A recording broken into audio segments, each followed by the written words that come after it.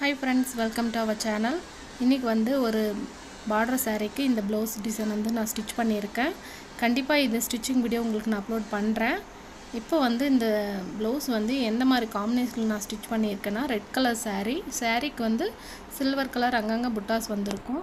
அது mix match பண்ணி நான் இந்த க்ரீன் கலர் முந்தான க்ரீன் கலர் ப்ளவுஸ் வந்திருக்கு இல்லையா, அது அப்படியே மிக்ஸ் மேட்ச் பண்ணி நான் ஸ்டிச் பண்ணியிருக்கேன். சூப்பரான ஒரு ஸ்லீவ் டிசைன் வந்து ஸ்டிச் பண்ணியிருக்கேன். அதே மாதிரி நெக்கும் ஒரு சூப்பராக இருக்குது.